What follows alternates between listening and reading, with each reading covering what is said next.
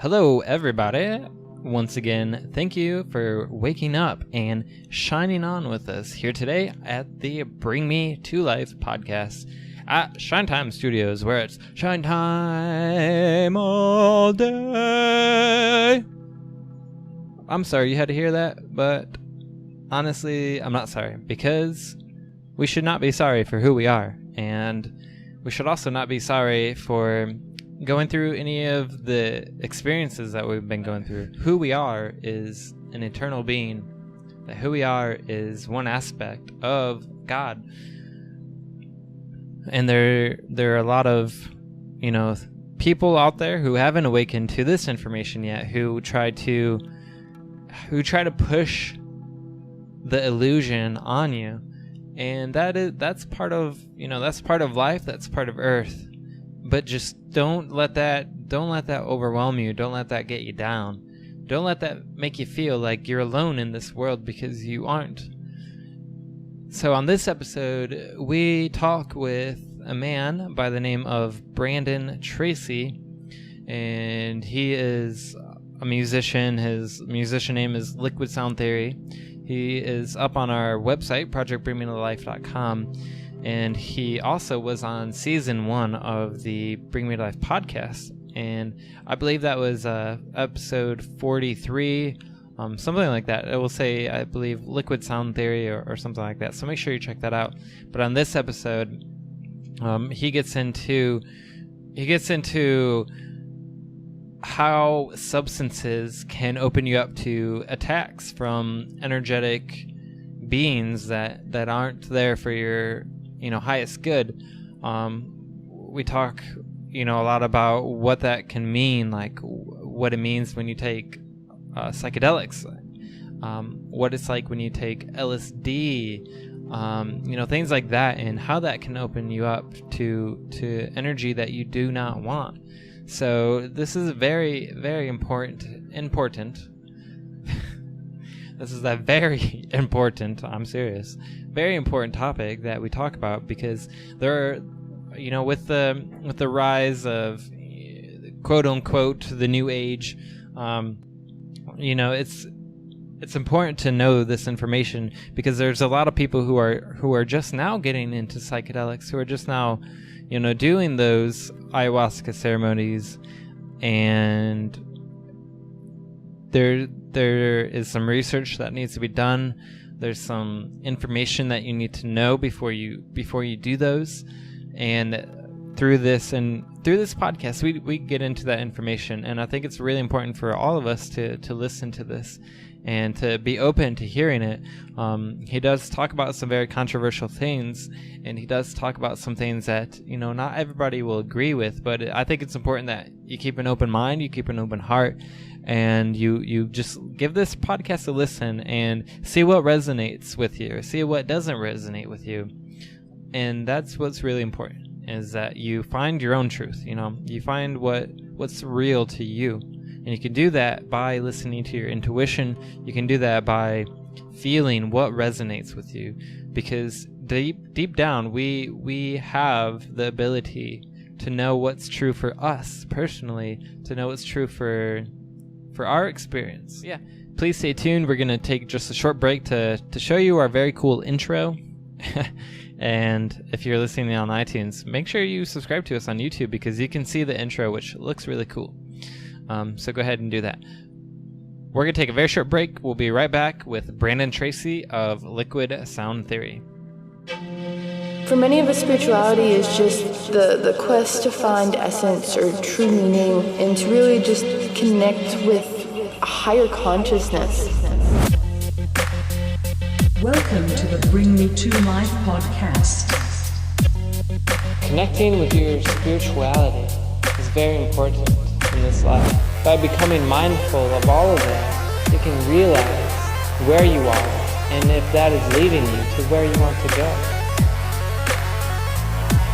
Listen to the little simple things, because it's those little simple things that are going to shift you vibrationally in such a way that will prepare you to become very intuitively minded and ready to step forward on the next part of your path.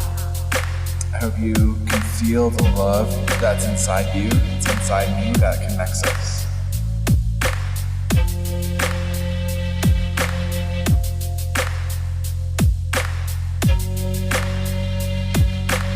Awakening humanity to spirituality and higher consciousness.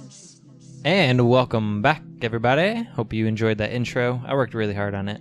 So now we have here the wonderful Brandon Tracy, who is a healer, massage therapist, and a musician with Liquid Sound Theory. Welcome back to the podcast.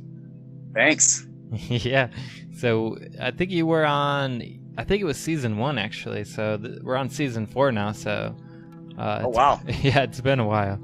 It has been a while. Mm-hmm. Yeah, so I'm glad you're back. And if anybody wants to know a little bit more about the introduction of Brandon and what he's doing, check out season 1 because he's on there. I think it's titled Liquid Sound Theory. But for those who are listening now, could you just give us a brief introduction about who you are, where you come from, and what your purpose is? Okay, so I come from a background. Let's see here. It's been kind of crazy ride for me since I first got to this planet we're on.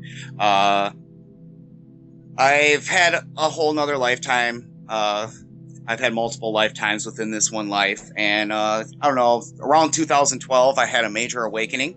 I had lost everything I found important in my life. And it's led me to Detroit, where I have now been studying the healing arts, massage therapy, and currently working at the Center for the Healing Arts in Sterling Heights. Nice. Yeah, in which that has been going well. I have been learning lots of things. So yeah, and then I also produce music. I haven't really been producing much lately. I have been focusing on the healing arts. Most of my musical abilities lately have been learning some new instruments like the flute, getting better with the didgeridoo, and my hand percussion abilities. Mm-hmm. That has been quite fun. Cool, yeah. And your music is really powerful. Just very cool, very kind of chill and ambient, at least from some of the earlier stuff that I've heard. And you do have a profile at projectbringmelife.com where we have your bio and some of your music, so people can check that out. So the reason that we're here today, you contacted me about 20 minutes ago and was like, we really need to do an interview. I got all this stuff I want to talk about. And so I appreciate the fact that you're willing to do it kind of spontaneously. It's always good to be able to do that, and I think it kind of produces a more organic conversation. But I know you wanted to talk about using substances and how that can affect our energies. Did you want to kind of introduce that? Yeah, so I have always been a proponent for psychedelic usage and expanding our awareness and our minds, and it has really it has led me to an interesting spot. What I have found recently, what has been coming to me, is how these substances actually are opening up our energy aura to unseen forces. So like these unseen energies can come and attach to our energy field and cause a whole list of problems for us. Mm-hmm. So these would include intrusive thoughts, addictive patterns, sexual dysfunction, food habits that are not benefiting you. The list goes on and on. Really, it's pretty much basically any suffering we have can be attributed to these. And what do you think is like why is it like that? Why do we kind of open ourselves up for something like that while we're doing these substances? Well, it's what the substances, it's what they do. The substance will open your energy field so that way you can experience things outside of yourself or experience realms that are unseen. which it can be very useful. I would not take back any of my experiences that I've had. They've led me all to this point, but there's a time where I feel it is time to let those things go and regain our power as sovereign beings here on the planet. Mm-hmm. Mm-hmm. Well, I kind of see where you're coming from. I know people who have kind of taken, well, not kind of, but they have taken LSD and they ended up taking too much and never really fully recovered from that experience. My mom's boyfriend, her brother is still affected. He's kind of slow in the head because of I guess maybe abusing acid or something like that. So is there when people do substances, is there a way that they can protect themselves from any of this? Well, there are ways, but it takes a lot of learning. My best advice is, if you want to partake in these substances, to find a person that has experience in protecting, and find a shaman who is who has a lot of training, let's say. I would strongly, LSD is one of those substances that I really believe is completely dangerous. I have seen it affect people quite permanently, and I really do not promote its use anymore. Yeah, so I mean, okay, so I guess it would be fair to say that you've done it in the past. Did you have any experiences where you took the substance and had one of these kind of attacks on your energy? Oh yeah, I have actually been struggling for the past 4 years with a thought form that was placed into my mind during one of these experiences. I was at Electric Forest in 2000. I think it was 2013 or something like that. And I ingested a very large amount of LSD, and it really took me down this road of fear and paranoia. Lots of very weird sexual energies, things, people will come say things to you, and then they're kind of weird things that aren't normally said. And then you don't really know what to do with it. Then if you try to talk to them about it, they act like nothing's happening, or they'll think you're crazy. And really what I have taken out of these experiences is that you're actually talking to unseeing entities in that space. These are dark forces that wish to manipulate you and put you in a fear-based state so they can use your energy to continue surviving.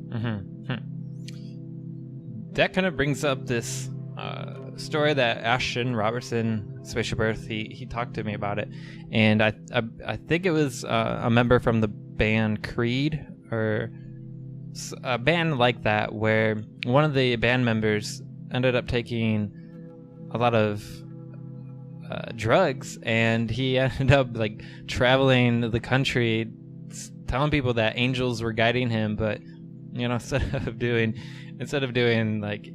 positive things, he ended up just kind of fuck shit up, if you will. So I mean, have you heard any stories like that where people people did those substances and they went crazy and messed things up? Yeah, I mean, I've kind of personally been through the same experience myself. A lot, when you experience these entities, you will get a range from fear-based ones into ones that seem more loving, and they will all be giving you information. And what happens is, when you're gullible and you're looking outside of yourself for information, they can tell you things, and then you believe them, and then you go off on this thing that's not even truth. It's just made up stuff that has no valid point to be in reality.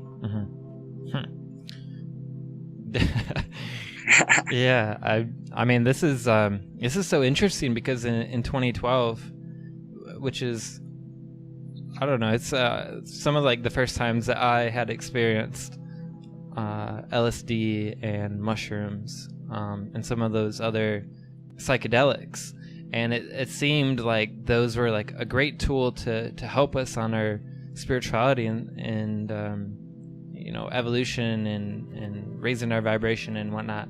But I can see where you're coming from, because a lot of people they don't even know that they're empathetic. They don't realize that they're kind of taking on other people's energies.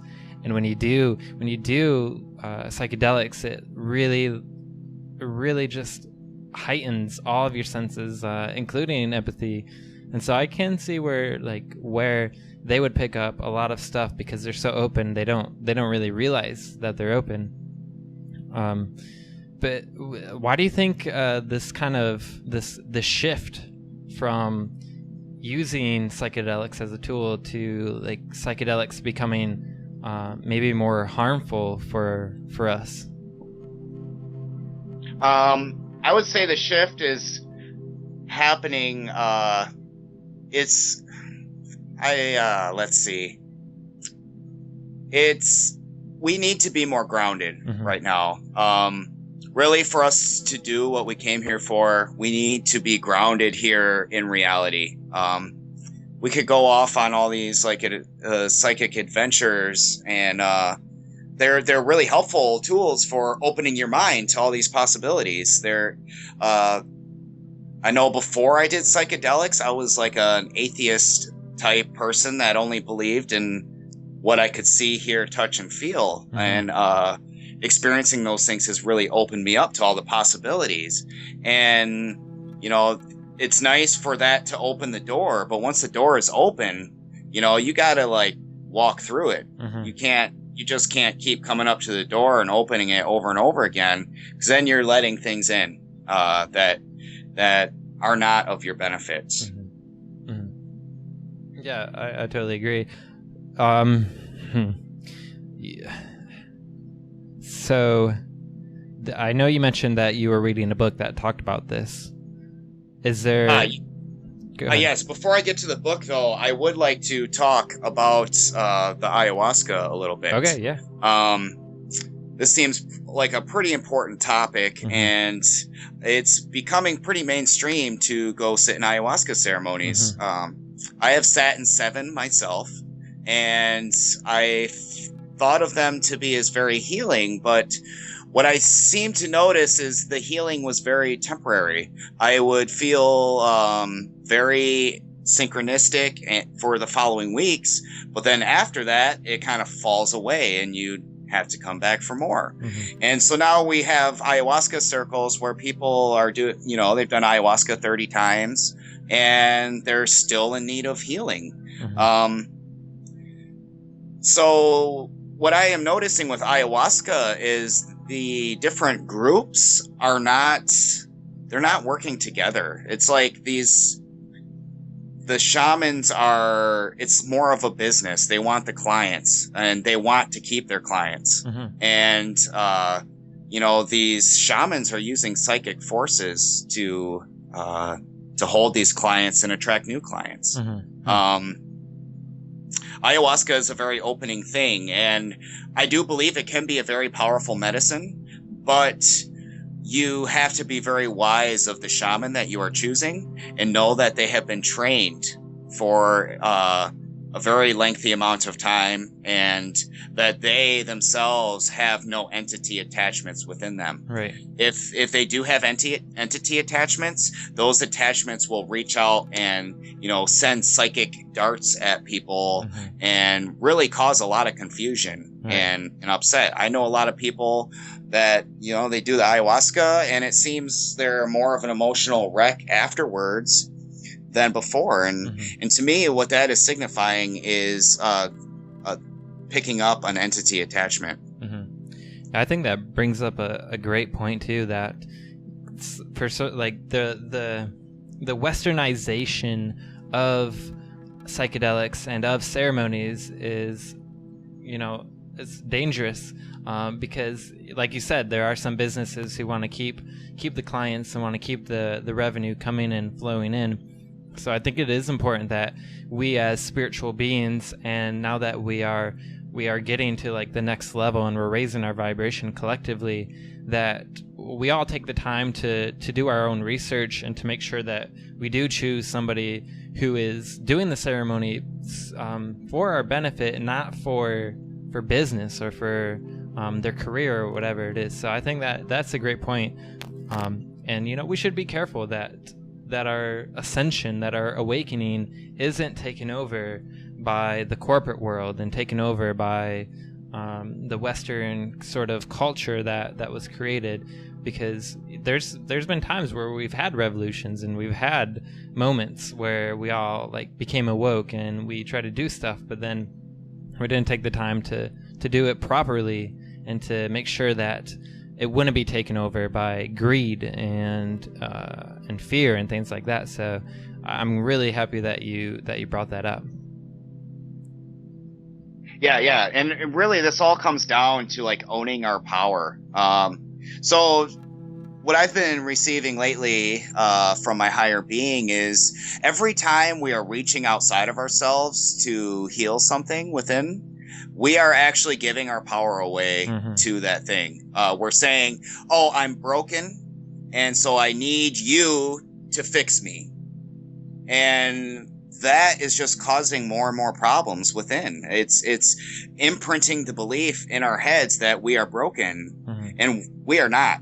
Right. We are not broken. We have never been broken. We are here experiencing, and kind of what I get we're doing now is just kind of cleaning up the energies of the planet. I know I personally act as like a sponge for these energies.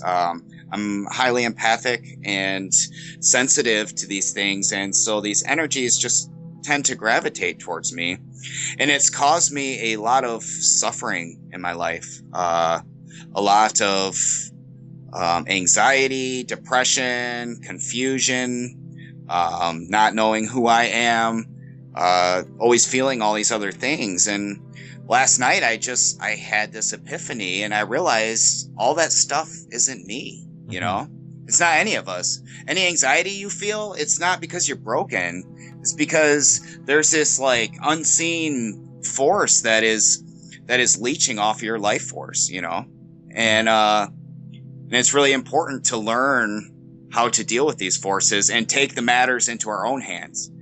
We have the power. We can heal ourselves. We don't have to go to healers.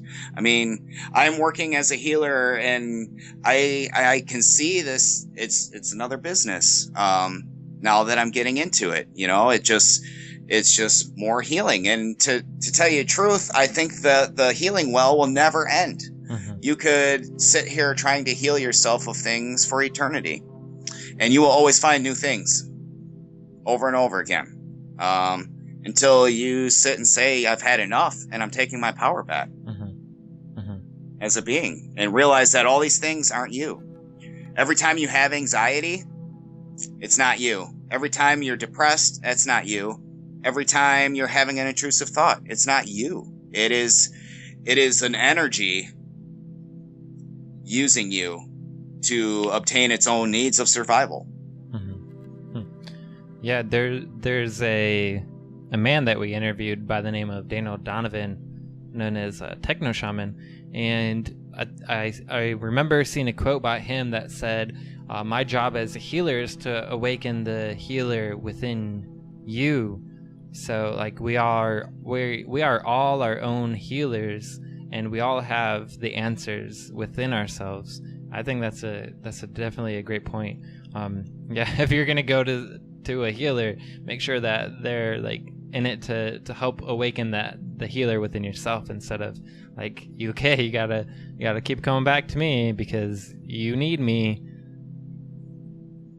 Well, yeah, and I also experience as a healer, I get clients that really want that. They don't want their power, they want to go in and have somebody fix them temporarily so they feel better in the moment, and then they go back to their old ways. And I've been through the same thing myself. I have been in the healing paradigm now for a couple of years, working through all the things. And it's just this epiphany I had last night was just, we don't need that anymore.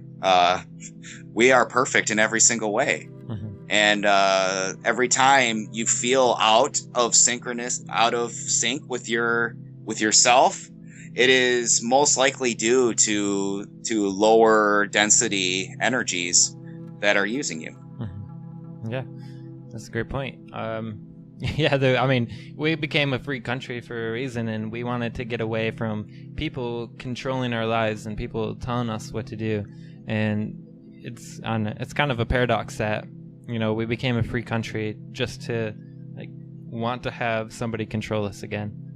Yeah, it is quite an amazing thing. It is funny how all of reality is a paradox. Yeah. At least in this duality aspect of reality. Mm-hmm. Yeah.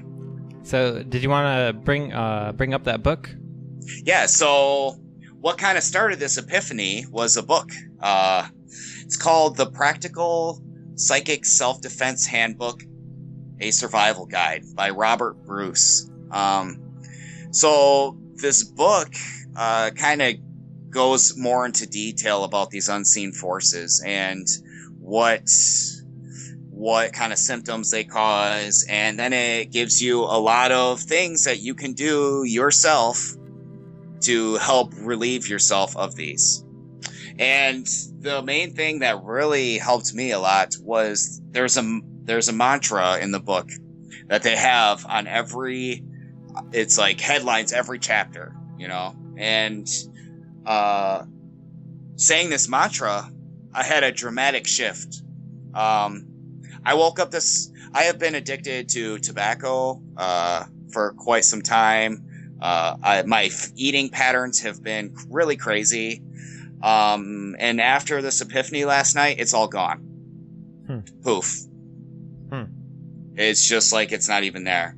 And then if I do see the anxiety or something connected to these addictions resurface, I can consciously be aware that it is not me. It is an energy trying to manipulate me into giving my energy away. Mm-hmm. And so what the mantra is I am loved and I am worthy. I am safe and I am free. I am powerfully protected. I am master of my body and ruler of my mind. Just when you say that, you can, or at least me, I feel it radiate through my being. It is like a direct message to my higher being that it's time to take the power back and not allow these things to affect us. Mm-hmm. Can you do that mantra again? All right. I am loved and I am worthy. I am safe and I am free. I am powerfully protected.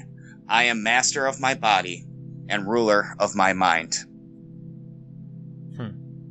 So I have started putting this on Post-it notes everywhere. I put a Facebook post about it today. It's really powerful.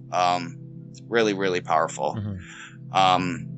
And then there's also some nice, easy ways to get around these energies. So one thing that these denser energies do not like is running water. Anytime you are feeling pulled down into a lower vibration, a shower, essential oils, make yourself smell good. I've noticed if I have anxiety or an urge to go back to an addictive pattern, it's just, I'll jump in the shower, the running water. It's really awesome. I could get into a lot of depth on what this book has to offer, but I really suggest everyone to just read it. there's a lot there. There is a lot there about how these lower vibrational beings are actually in a two-dimensional reality, so they cannot move through three-dimensional space. They only move on two-dimensional spaces. And so simple things like walking over a pipe with water running in it will cause that attachment to stop following you. It's like little simple things like that. And as I grow more conscious and can feel these things try to attach to me, I can be aware and say, oh, I can feel this, and then do things like say the mantra or take a shower or, move my body and release it. It's been a very helpful thing. Mm-hmm.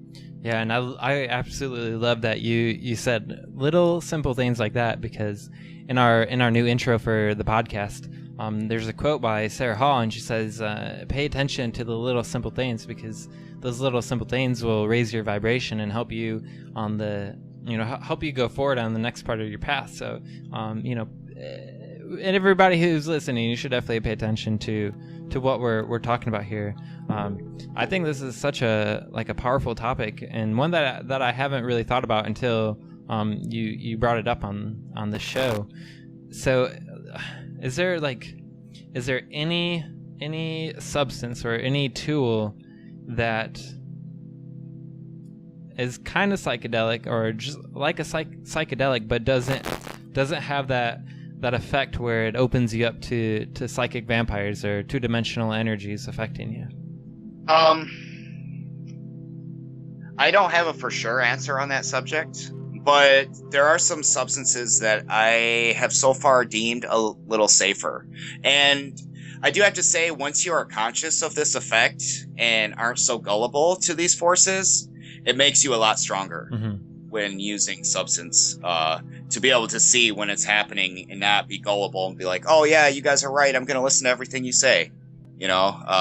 To be able to see and differentiate between what is from your higher being and what is from an outside source. I am a huge proponent on the usage of mushrooms, psilocybe cubensis. That is the one substance in my life that has given me glimpses of my higher being. And not just like an out-of-body glimpse. It's a very grounded, embodiment of my higher self. So like a knowing and an experiencing of the abilities of my higher self. Oh, I had to go real quick. Hang on. All right. What were you saying, right before I ran All right. So I was saying something about mushrooms. Let's get back on that. Yeah, I was just talking about. You're saying that mushrooms are grounding for you. Yeah. It's not a very out of body thing. It's a very in my body, pulling my higher being down into this body.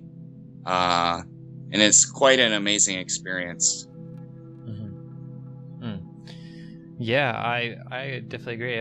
Mushrooms for a while were the only thing that I would even consider, just because I don't know. I listened to a lot of Terrence McKenna talks and podcasts, and he did a lot of research. He basically dedicated his whole life to researching mushrooms and what effect that they have on our culture.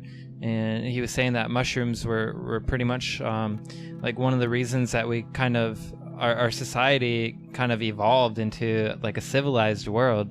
And he would say even animals would eat it and they would become way smarter. And I don't know, it's just mushrooms have been a very positive thing for a very long time, unlike something like acid, which was man-made and not developed for a very long time. Yeah, what's nice about mushrooms is you can pick a mushroom from the ground and eat it, and it will give you an experience. And I think there's a lot to be said by that. Ayahuasca requires an admixture of multiple plants. It doesn't work just by one plant. it takes some knowledge to combine some plants.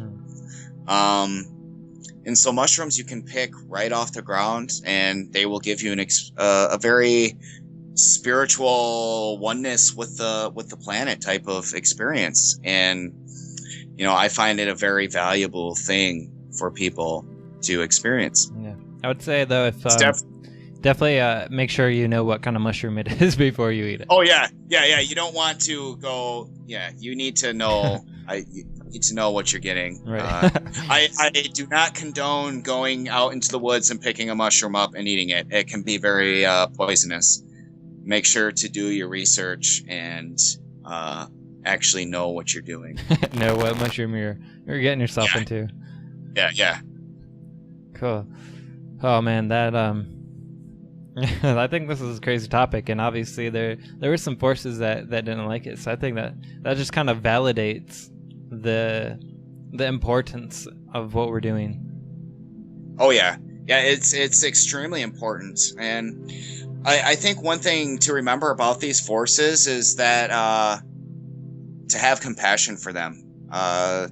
They are lost beings, fully enveloped in illusion that they are separate from the source, so much so that they believe they have to feed off of other beings to survive.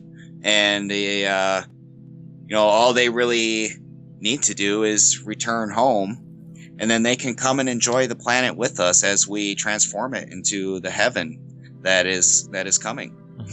Yeah, definitely agree. Yeah. Oh man, I'm really glad that we're able to do this and get you on here. I think it's winding down now in the interview, but is there anything that we didn't cover that you would still like to mention, to talk about? There's one thing we didn't talk about really, and that is cannabis use. Yeah. Cannabis has been developed. Pretty much, the original cannabis plants were a very healing and helpful thing, but cannabis has been developed now to a point where it is so potent, it is opening you up for attack, and I do not condone its use. I have been using cannabis off and on since I was like 12 years old or whatever, and it's like every time I do cannabis, it kind of resets me and pulls me back down into a lower vibration. And it's kind of funny that now that cannabis is so strong, it is becoming legal everywhere. And it's kind of, I find that kind of ironic, that now that where cannabis is more problematic than it was, 20, 30, 40 years ago, they're going to make it legal under the prospects that it's a healing thing, and which it can be. It can be if you are sick.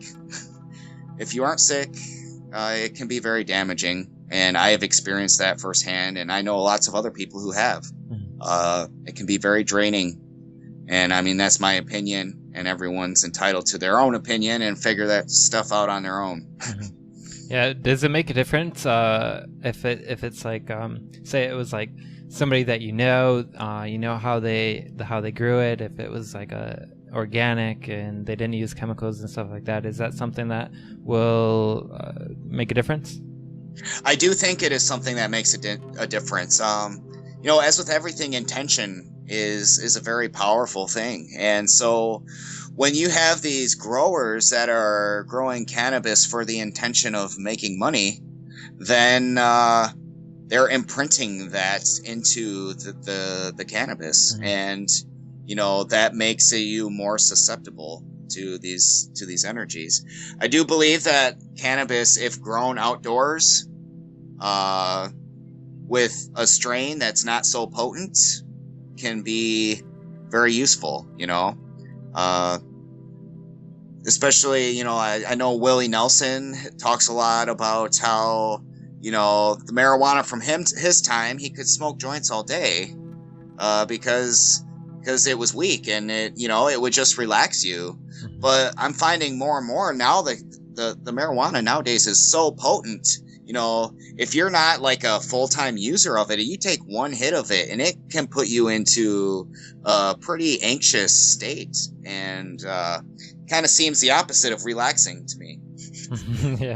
Yeah, I definitely could agree with that. There was a point in time when, I would get pretty, well, I like what you were saying, how you would open up yourself to energies, like, because I was kind of still struggling, whatever addiction was definitely getting the better of me, and when I would smoke, it would kind of like open up that further, and I would get anxious, and I would just not be a very, very loving person. My vibration would lower a whole lot.